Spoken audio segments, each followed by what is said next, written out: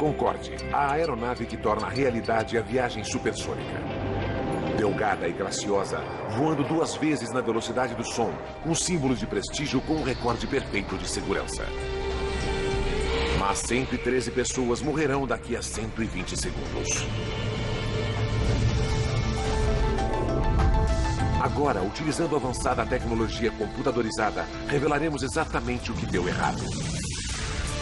Desastres não acontecem simplesmente. Eles são uma sequência de eventos decisivos. Conheça as determinações fatídicas naqueles segundos finais antes do desastre. Segundos fatais. Concorde. Europa. França. Paris. 25 de julho de 2000.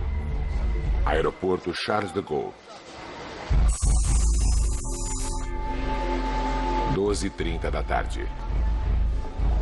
100 homens, mulheres e crianças fazem o check-in para o voo AF4590. Vieram de todas as partes da Alemanha na expectativa de uma viagem única. Férias de sonho, custando no mínimo $13 mil cada. Começa com um voo no Concorde para Nova York. Depois, um cruzeiro luxuoso pelo Caribe. Para o pai de George Meyer, é um prazer especial para comemorar sua aposentadoria.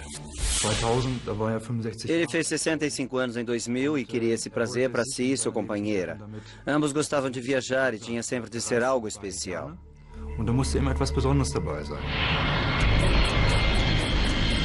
O Concorde é um avião como nenhum outro. Elegante, luxuoso e, acima de tudo, super veloz. Voando a mais de 2.200 km por hora, o Concorde une a América do Norte a Londres ou Paris em 3 horas e 45 minutos. A forma exclusiva do Concorde, com uma cabine compacta e amplas asas deltas, permite que ele risque o céu 3 km a cada 6 segundos. John Hutchinson pilotou o Concorde durante 15 anos. A melhor forma de descrevê-lo é simplesmente dizer que era um puro sangue, uma estrutura linda que responde bem aos comandos como um vencedor de um grande prêmio.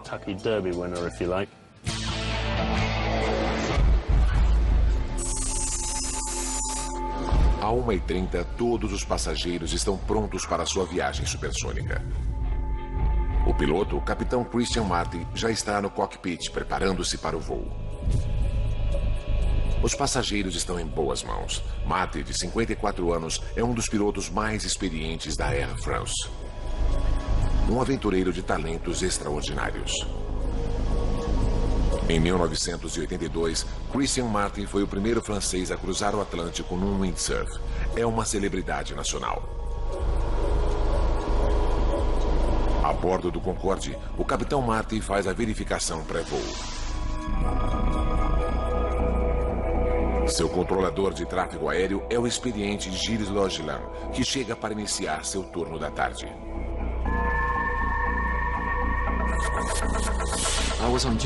Eu estava de serviço na torre de controle sul do aeroporto Charles de Gaulle, em Paris.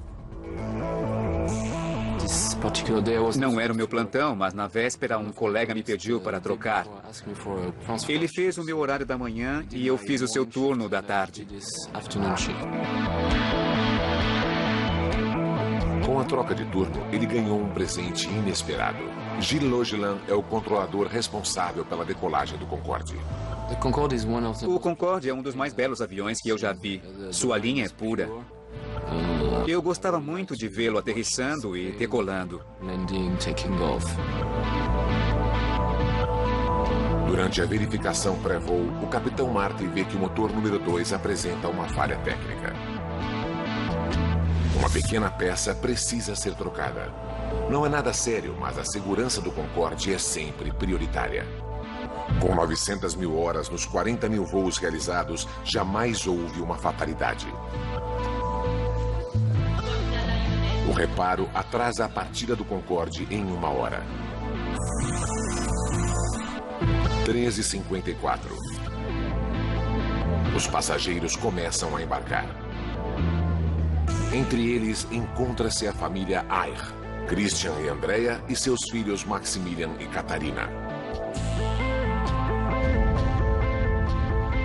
Klaus e Margaret Franzen são professores que economizaram 20 anos para esta viagem. Famílias comuns saindo para uma aventura incomum. Às 4h35 da tarde, o Concorde está pronto para decolar. A bordo, a ansiedade aumenta à medida que o jato supersônico taxia na pista. Na torre de controle, Gilles Logeland autoriza a decolagem do voo 4590 da Air France na pista 26 à direita. São 4h40 da tarde. Até então, para passageiros e tripulantes, tudo está normal. O capitão Marty alinha o avião na cabeceira da pista, pronto para liberar a potência dos 4 motores Rolls-Royce do Concorde. Para o piloto sênior John Hutchinson, um momento como este é sempre especial. Quando abrimos os reguladores de gasolina para a potência total, sentimos uma grande vibração de força enquanto o avião acelera pela pista. E tem-se a sensação de que a única coisa que ele quer é elevar-se no ar o mais rápido possível para o seu ambiente natural.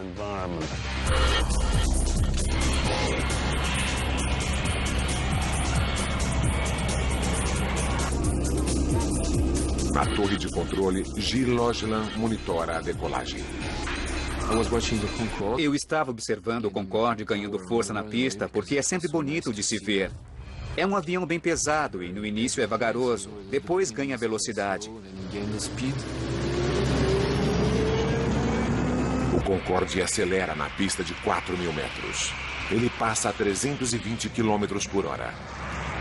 Utilizando a computação gráfica, recriamos o que aconteceu a seguir. Para Gilles Logeland, é um momento de puro horror. De repente, vi as chamas no corpo do avião.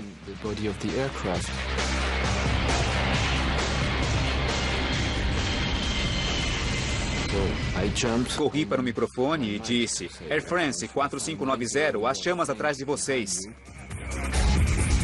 O capitão Marty não pode ver as chamas e com uma aceleração de 320 km por hora, o Concorde tem que decolar. Restam só 2.000 metros de pista e o Concorde precisa de 3.000 para ter a chance de parar em segurança. Nessa velocidade, em qualquer situação, o avião tem de decolar. Ele não pode abortar a decolagem. Observando as chamas, vi o nariz do Concorde levantar.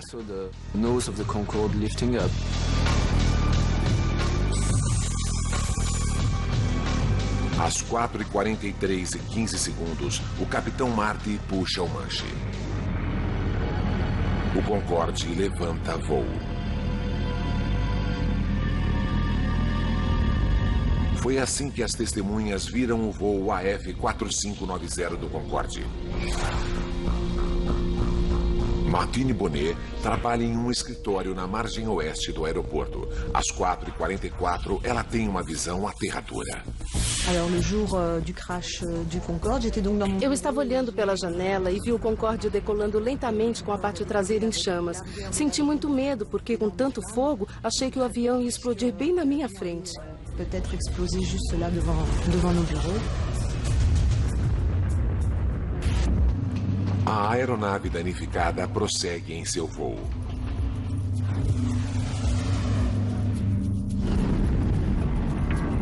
Perto de onde Martine trabalha, o mensageiro Emmanuel Vermignon dirige sua van no final da pista. Quando o Concorde passou, minha janela estava aberta. Eu usava uma camisa polo e o calor que o avião emanava derreteu partes da minha camisa e me provocou pequenas bolhas. Eu podia sentir a quentura no chão.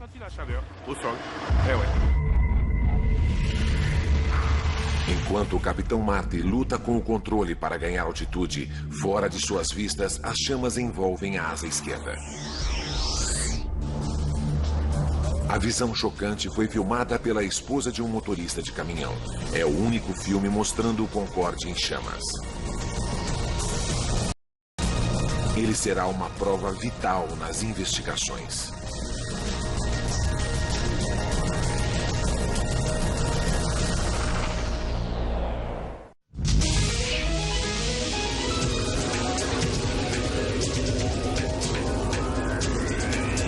aeroporto de Paris, um Concorde supersônico acabou de decolar. Mas agora o avião está em chamas e 109 passageiros a bordo estão em perigo. Os próximos 69 segundos serão críticos. 4h43 e 30 segundos. O Concorde luta para manter-se no ar. São apenas 30 metros do chão e o avião danificado está em rota de colisão. A cidade de Gonesse, com seus 25 mil habitantes, está diretamente em sua rota. Christine Turpin se dirige ao seu posto de gasolina em Gonesse. Eu estava dirigindo quando vi um avião. Era o Concorde com fogo na parte de trás. Fui diminuindo a marcha e vi o avião em chamas.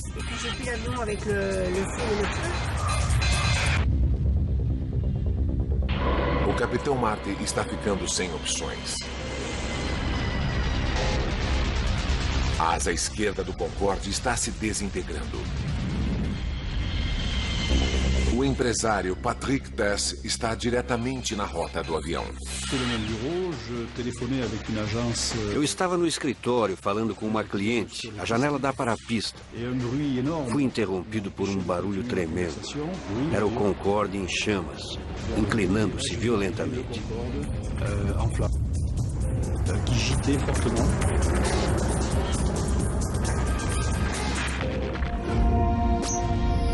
O Concorde inclina-se para a esquerda.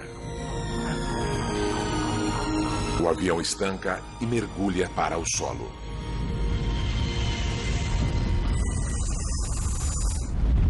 São 4h45. Este é o momento que todo controlador de voo teme. Gilles Logelin pega o microfone. Eu chamei o avião dizendo: Air France 4590 está ouvindo. Air France 4590 está ouvindo. Disse isso 2 vezes. Air France 4590 está ouvindo. Não houve resposta.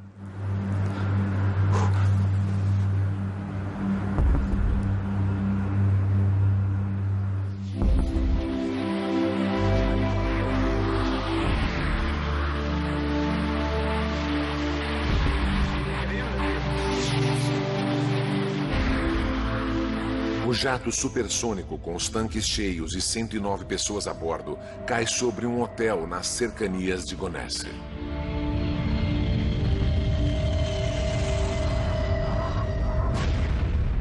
Uma apavorante bola de fogo cai sobre o prédio. A professora inglesa Alice Brooking acabara de ocupar um quarto no primeiro andar. Fui direto para a porta do quarto e vi as chamas. Não havia como descer as escadas. Atravessei o quarto e fui para a janela. Felizmente, o recepcionista que estava no estacionamento disse: "Você tem de pular." Ao mesmo tempo, Christine Turpin também vê a explosão e teme o pior. De onde estava, pensei que ele havia caído no posto de gasolina. Minha filha e uma funcionária estavam lá e pensei que haviam morrido. Enquanto Christine Turpin se dirige para lá, um braço de poltrona cai no posto de gasolina. É um lembrete desagradável para Christine sobre o destino dos passageiros.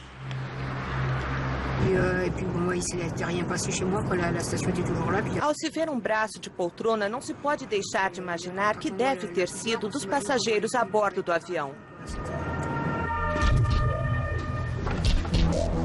8 minutos depois da queda, dezenas de carros de bombeiros e ambulâncias correm para o local. Uma tragédia estarrecedora, não só para os passageiros do Concorde, como para os que estão no hotel. O chefe regional dos bombeiros, Coronel Fabrice Chauvin, lidera o salvamento. Enquanto dirigia, muitas coisas passaram pela minha cabeça.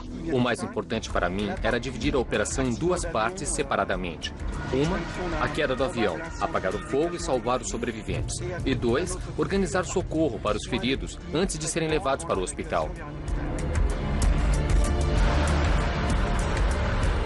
A intensidade do fogo é tão grande que levarão 3 horas para controlá-lo. Como mostram as cenas deste noticiário, os restos queimados do avião e do hotel estão irreconhecíveis.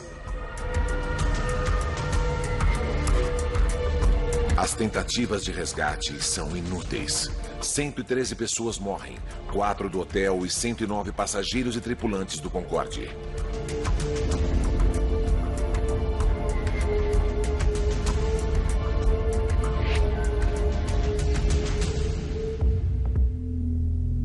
Três gerações da família Ayer morreram. Os avós das crianças quiseram oferecer à família férias inesquecíveis e reservaram o voo no Concorde. Os professores Klaus e Margaret Franzen economizaram durante 20 anos para voar no Concorde. A equipe de salvamento começa a trágica tarefa de retirar os corpos do local do acidente.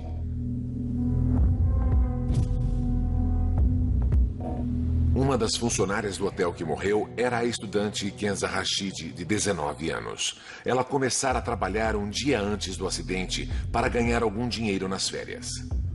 Outra vítima é a arrumadeira Devraneh Chandan Singh. Ela deixou 2 filhos.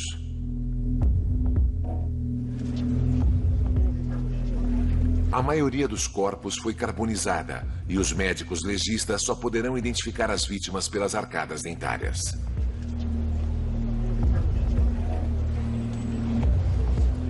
É um momento doloroso para os parentes das vítimas, como George Meyer.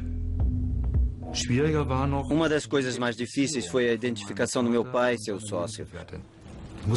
Não sobra muito dos passageiros depois de um acidente. Foi difícil. George vai esperar 2 semanas até identificarem os restos mortais de seu pai. Tivemos de esperar um longo tempo. Não foi nada fácil, dia após dia.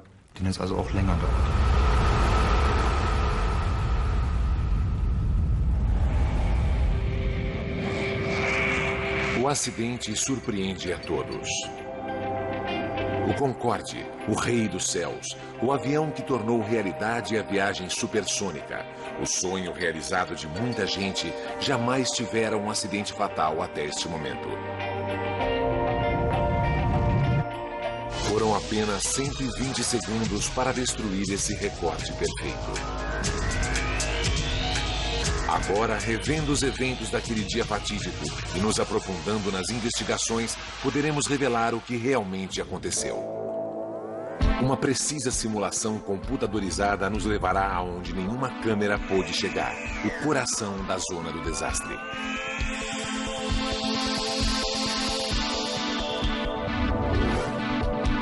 O Bureau Francês de Acidentes Aéreos enviou seus melhores investigadores.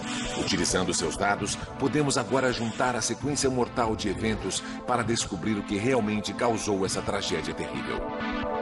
Quando as investigações começam, nada é deixado de lado. Teria o Capitão Martin cometido um erro fatal? Ou haveria uma falha oculta no avião? Investigadores fazem verificações de rotina na lista dos passageiros e nas bagagens. Imediatamente encontram uma coisa suspeita: 19 malas que, de acordo com o relatório de carga, não deveriam estar no avião. Não pertenciam aos passageiros do voo AF4590. Poderia um terrorista ter colocado uma bomba no avião? Não teria sido a primeira vez. 270 pessoas morreram em 1988, quando terroristas plantaram uma bomba em uma mala que destruiu um 747 da Panam no abominável acidente em Lockerbie. Em Gonesse, os investigadores dividem o local da queda do Concorde para uma busca meticulosa. Eles fotografam e rotulam tudo o que é encontrado em cada seção. É um processo trabalhoso que leva 4 semanas. Depois, cada pedaço dos destroços é levado para identificação e análise. 3 hangares do Le Bourget, outro aeroporto de Paris, torna-se seu local de repouso final. Este monte de entulho é tudo que sobrou do hotel, tal a intensidade do impacto e do fogo. A construção de 40 apartamentos é reduzida a pouco mais de uma pilha de fragmentos.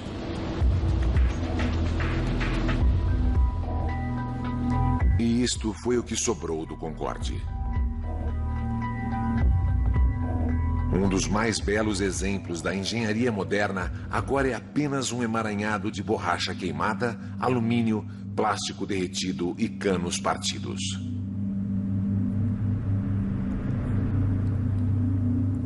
Os investigadores franceses separam e identificam cada fragmento.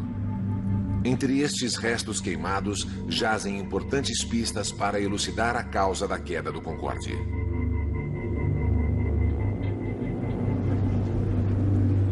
Em questão de horas, a equipe do Bureau Francês de Acidentes Aéreos recupera as caixas pretas.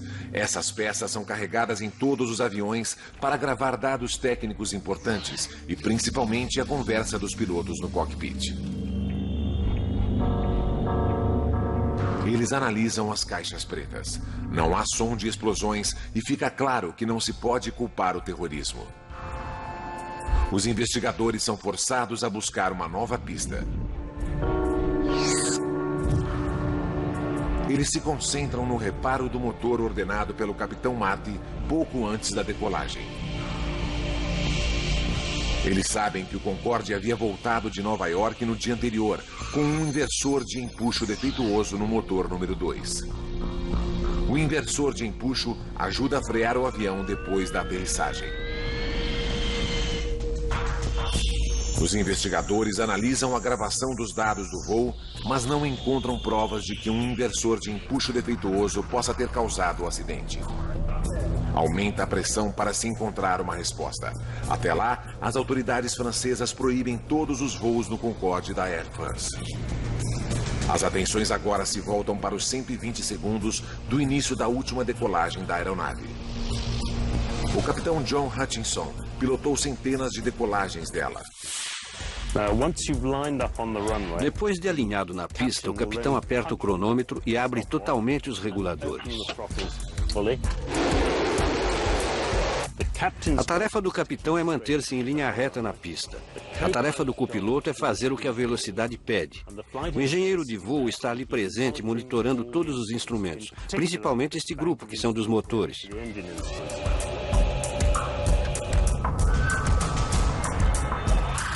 Dados da caixa preta deixam claro que tudo estava normal até que o Concorde atingisse 323 km por hora.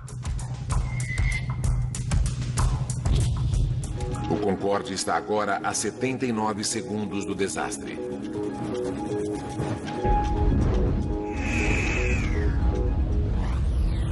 Registros de dados revelam uma súbita perda de potência em ambos os motores sob a asa esquerda. Imediatamente, a caixa preta grava o aviso dramático da torre de controle.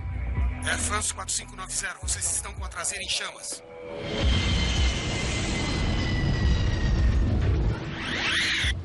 Apesar do aviso, o piloto Christian Marty tinha passado o ponto de retorno. Não há pista suficiente para parar em segurança. Ele teve que decolar. Ele puxou o controle de coluna para levar o avião a seu ângulo de 12,9 graus.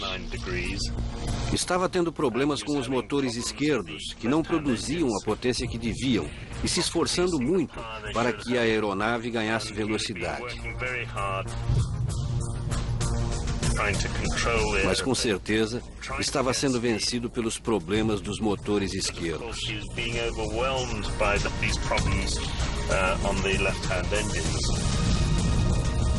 Os motores tornaram-se o novo foco das investigações.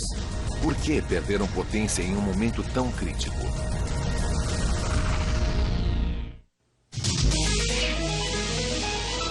Com apenas 2 minutos de jornada, o voo 4590 do Concorde da Air France cai matando 113 pessoas. Um golpe devastador na primeira aeronave supersônica do mundo. Utilizando computação gráfica avançada com base no relatório oficial, nos aprofundamos na investigação para revelar a sequência mortal de eventos. Os investigadores sabem que os dois motores esquerdos perderam potência quando o Concorde ultrapassou os 323 km por hora na pista. Mas por quê? Então, houve um novo e importante dado. Os investigadores franceses encontraram vários fragmentos de pneus na pista, um deles pesando 4,5 kg. Testes confirmam rapidamente que pertencem ao Concorde. É uma pista significante. Por quê? Porque os pneus do Concorde se dilatam em pressão extremamente alta, o que os torna mais propensos a estourar que os de outras aeronaves, principalmente durante pousos e decolagens. O piloto John Hutchinson explica. Quando o capitão levanta o avião, ele está comprimindo o trem de pouso na pista. E a pressão se torna maior nos pneus e nas rodas naquele ponto em especial.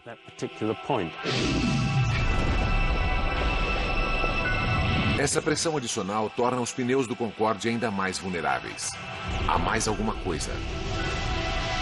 Os investigadores franceses do acidente voltam aos registros e descobrem que, para o Concorde, estourar pneus não é nada raro.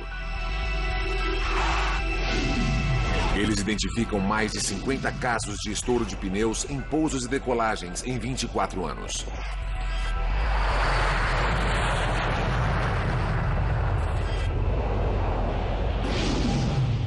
Um dos piores incidentes envolveu outro Concorde da Air France, dessa vez no aeroporto Dulles, de Washington, em 1979.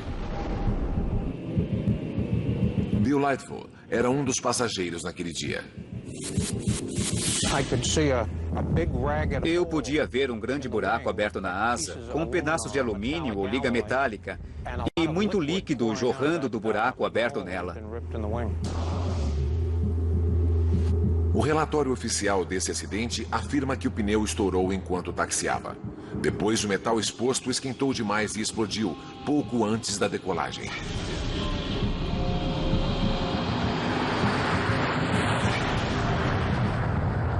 O avião decolou, mas 20 minutos mais tarde voltou ao chão em segurança. O avião sobreviveu a esse susto que causou uma grande vistoria de segurança nos pneus. Os engenheiros do Concorde instalaram sensores para detectar pneus subinflados, modificaram procedimentos de inspeção de rodas antes de cada voo e, o mais importante, como explica o especialista em aviação David Learmonth, desenvolveram pneus mais fortes que podem suportar 2 vezes o peso de sua carga normal. O requisito em voos de teste era podermos ter um pneu estourado na decolagem e podermos completá-la sem pneu algum.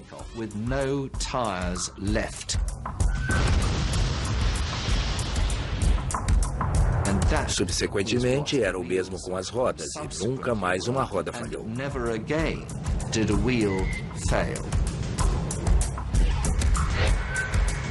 Isso até 18 anos mais tarde, quando alguma coisa errada acontece. Apesar das medidas de segurança, um dos pneus do Concorde explode em fragmentos. Os investigadores vão mais fundo.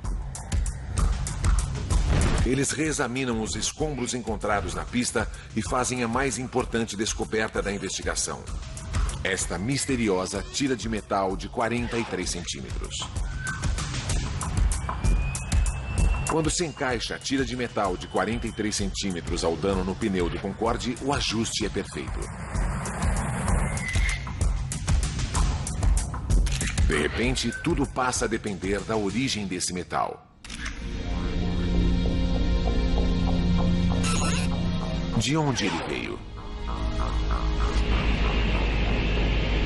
São 5 semanas de trabalho cuidadoso de detetive, comparando-a a milhares de partes que formam uma aeronave. Então, uma brecha. Eles descobrem que a tira de metal pertence à montagem do motor de um DC-10.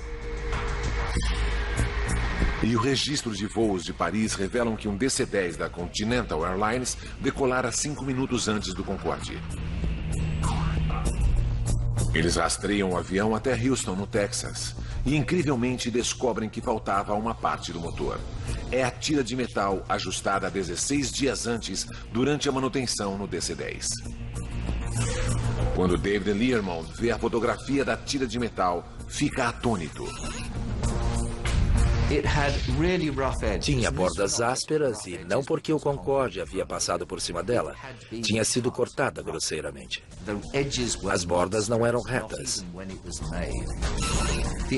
Outra coisa, foram feitos orifícios para parafusos ou rebites que se espalhavam por toda a parte.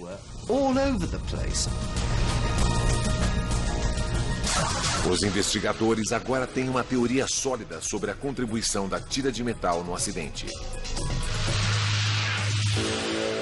81 segundos antes do acidente, o Concorde AF4590 segue a 323 km por hora na pista. O pneu bate na tira de metal. Explode e um pedaço de borracha de 4,5 kg sai voando e atinge a asa. Os tanques de combustível do Concorde localizam-se nas asas e, em seu formato em delta, elas não são projetadas para suportar tamanho impacto. Esse tipo de eventualidade jamais fora previsto em testes. Estimava-se, em cada teste para provar uma aeronave, que se um pneu explodisse, seus pedaços pesariam cerca de 1 quilo.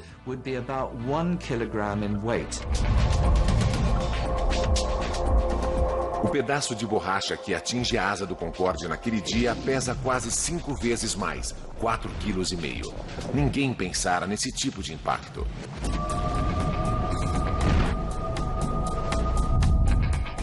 E mais, pode-se encaixar um fragmento grande do pneu em uma cavidade na asa, mas, surpreendentemente, a asa não foi perfurada naquele ponto. E se o pesado pedaço de borracha não perfurou a asa, o que fez o combustível vazar? O pedaço de pneu que atingiu a asa e a danificou era tão grande e chato que, embora muito pesado, não perfurou a asa. Mas causou uma onda de choque tão forte no combustível que abriu uma brecha no tanque da asa para o lado de fora. O choque foi enorme.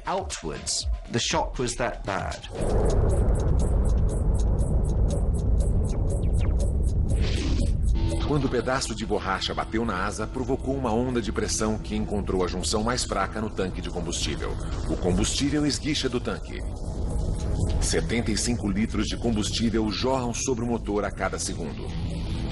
Mas mesmo derramado sobre o motor, precisa de uma fagulha que cause a ignição. De onde veio essa fagulha?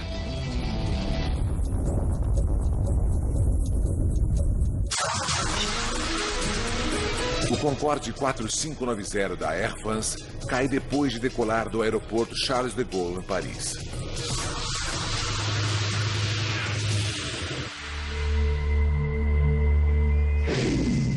Nossos gráficos podem simular uma câmera virtual na pista para revelar a causa do acidente.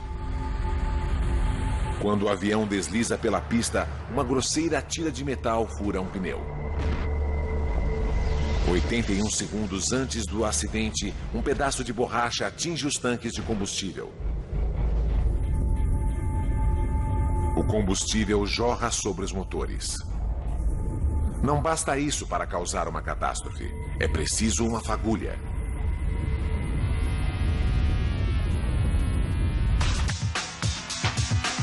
Pela gravação no cockpit, sabemos que os pilotos têm problemas com o mecanismo de pouso na decolagem.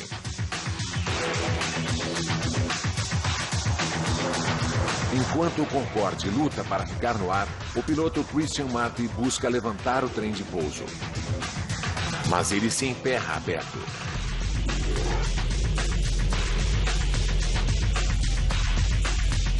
O único filme de vídeo do acidente fornece mais evidências. Ele mostra o trem de pouso na posição para baixo.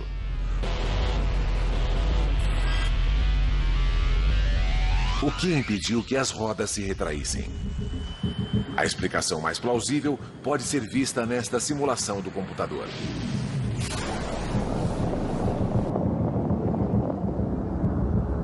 Estilhaços do pneu estourado atingem a caixa de engrenagem da aterrissagem, onde danifica cabos de força. O trem de pouso fica preso na posição para baixo. Pior ainda, cabos expostos serpenteiam com forte fluxo de ar. Se os cabos expostos se tocarem, soltarão fagulhas. Por fatalidade, eles se tocam. Esse contato inflama o combustível que vaza. Naquele momento, o Concorde se torna uma bomba voadora.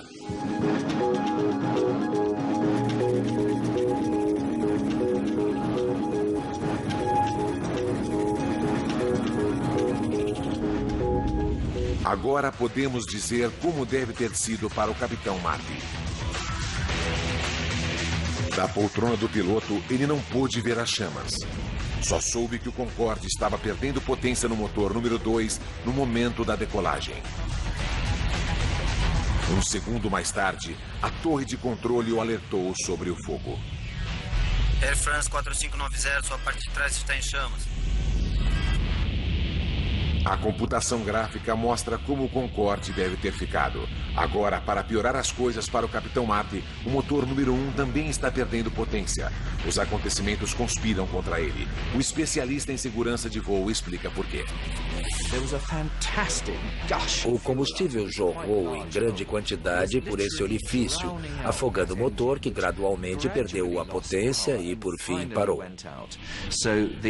O piloto ficou com apenas 2 motores do lado direito, quando normalmente eles são 4. Não poderia ter acontecido em momento pior. O Capitão Marty precisa de potência máxima e não tem pista suficiente para parar. Ele coloca o Concorde no ar. Gravações no cockpit revelam que às 4h43 e 22 segundos, o alarme de incêndio do motor dispara. E 3 segundos mais tarde, o capitão desliga o motor número 2.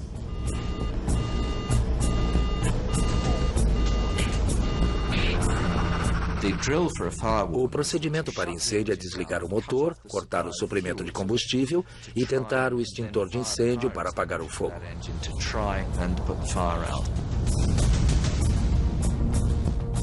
O Concorde agora está a 53 segundos do desastre. Gilles Logelan, na torre de controle, ajuda como pode o Capitão Marty. Faça como preferir, a prioridade é sua para voltar à pista. Mas a 60 metros, o Concorde está baixo demais para manobrar. Em vez disso, o Capitão Marty tenta levar o avião danificado para a pista mais próxima, no aeroporto Le Bourget, a 5 quilômetros à frente. Mas há um novo problema para o Capitão Marty. O fogo agora é tão intenso que a asa do Concorde está derretendo e se desintegrando. A ponta de trás da asa do Concorde é o controle conhecido como Elevon, que permite ao piloto elevar ou baixar o nariz da aeronave. O fogo foi tão forte que a estrutura de trás do avião estava virtualmente se evaporando. Os controles essenciais do piloto estavam sendo destruídos. Ao mesmo tempo, os detectores de fumaça dos toaletes eram ouvidos nas gravações. Para os passageiros, vapores na cabina tornam as condições insuportáveis. O Concorde está agora a 49 segundos do desastre.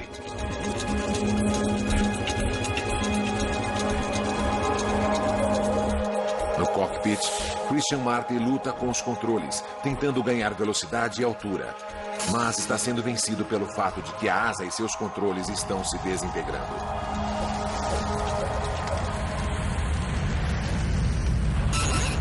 – 33 segundos. O alarme de incêndio do motor soa novamente e permanece ligado por toda a duração do voo. O Capitão Marty não tem mais opções. Mesmo a pista do Le Bourget, agora a 3 quilômetros, está fora de alcance. Nos últimos 11 segundos, a torre de controle ouve as últimas palavras de Christian Marty. Tarde demais, não há tempo.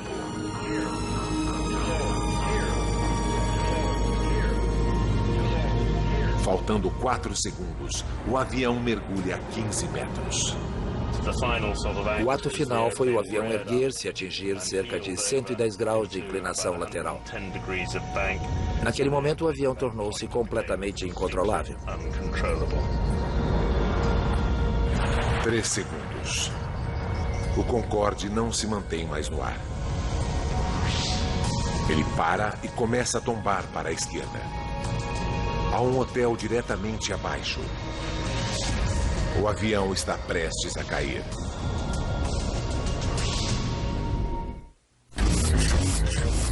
"118 segundos depois que o Concorde começa a acelerar na pista, 109 pessoas veem a face da morte.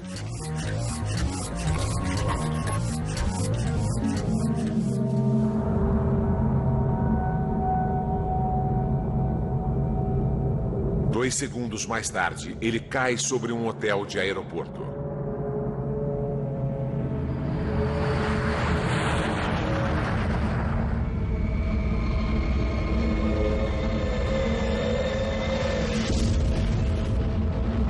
Os 100 passageiros e 9 tripulantes a bordo morrem, bem como 4 pessoas no hotel.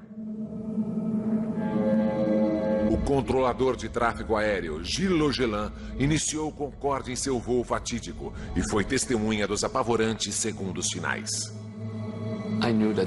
Eu sabia que tudo havia terminado. Sabia que era a confirmação de uma realidade que eu não aceitara. Pois até aquele momento, eu ainda acreditava não ser verdade, que não era real. E aí eu percebi que estava acabado. O que não podia acontecer, acontecera. Era um acidente real. O Concorde, o único supersônico bem-sucedido, teve seu recorde de 25 anos de segurança destruído em apenas 120 segundos. Foi um desastre de horror inimaginável. Os passageiros tiveram poucos segundos para se preparar para morrer. O advogado Christoph Valens fala pelas vítimas. Creio que os passageiros perceberam logo que alguma coisa ia mal com o avião. Ele não subiu e então uma asa pegou fogo. Ele voava a baixa altitude, logo acima do chão. Depois, o avião começou a virar. Acho que eles perceberam logo que algo terrível estava para acontecer. E devem ter se preparado para morrer. 2 dias mais tarde, permitem que os parentes coloquem flores no local do acidente.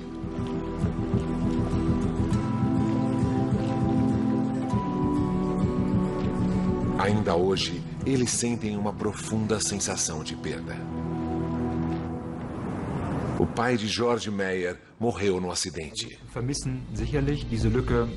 Eu sinto saudade dele. Ele deixou um vazio que não será preenchido. O mais terrível é que ele não morreu de causas naturais, mas em um acidente horrível.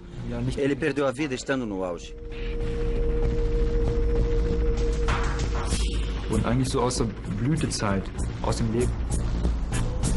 O desastre também foi traumático para os sobreviventes da cidade de Gonesse. O empresário Patrick Tess escapou milagrosamente. Ele trabalha ao lado do hotel destruído pelo Concorde. Até hoje, ele relembra fatos.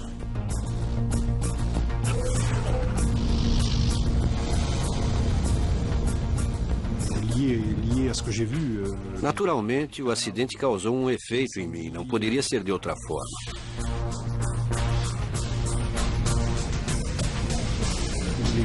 Ver o que eu vi, os corpos, o fogo, os ferimentos, foi horrível. O odor de carne queimada é terrível.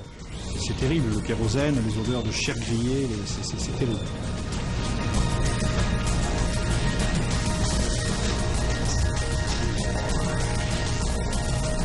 Para o Concorde, o desastre de Paris foi o início do fim.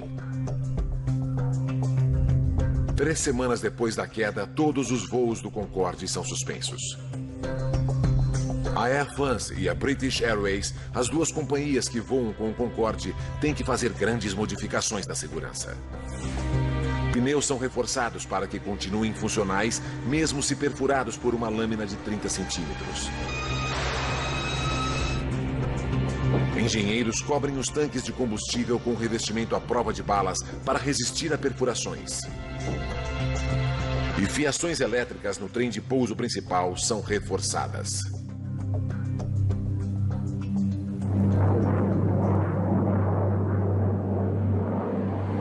Mas o Concorde nunca mais recuperaria sua antiga glória. 14 meses depois da queda, ele voltou a voar. Mas o custo para manter e melhorar a frota envelhecida é alto demais. O número de passageiros cai vertiginosamente. Em 24 de outubro de 2003, o Concorde leva passageiros pela última vez. A primeira era de passageiros supersônicos chega ao fim. O Concorde agora é apenas uma relíquia de museu. Aquela fatídica tarde de julho em Paris deveu-se a uma crítica sequência de eventos. Uma simples tira de metal na pista perfura um pneu, lançando pedaços do pneu contra a asa. Uma onda de pressão causa a erupção do combustível do tanque e os fragmentos voam para debaixo do trem de pouso, onde atinge um cabo elétrico. Uma fagulha se inflama, causando um inferno no momento crucial da decolagem.